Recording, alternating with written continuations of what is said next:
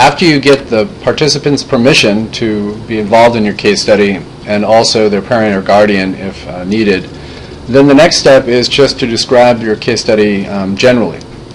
And this can really vary about what you want to include in the background. The idea here is give the reader a context for which to understand how you're going to represent your case study. And some of the information may be different from other folks because you may not want certain information identified. You can use a secret name for the person, or you want to describe the case study in a area that you want to focus on. You can write a paragraph, but you'll find out in a few minutes that you can also videotape your case study and have them just talk.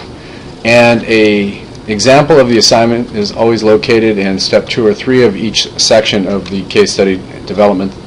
And so in step 1, go ahead and describe your case study. The following are just suggestions in which to include, but again, you would definitely want to say who they are, their gender, age, and grade level. And that's pretty much, I would make sure that's included because it doesn't make sense to understand somebody's development if we don't know what age or gender they are.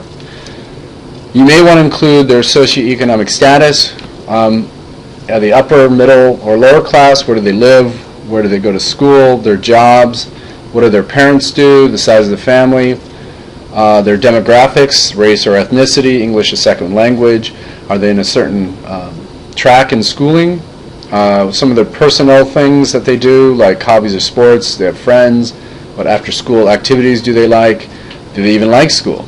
And then after you have finished that, you want to present and communicate your answers electronically. So most of you will probably do it by writing a paragraph, but you also have the option of using other alternative media.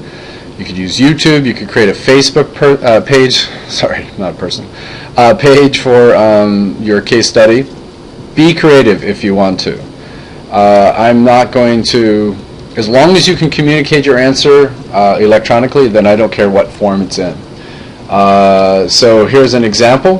What if you just could describe your case study by having the participant just talk about him or herself for a few minutes, and then just post the audio or video recording on YouTube and provide the link?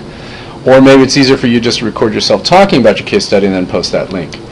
So here's what a possible answer might look like for our example for Jeff.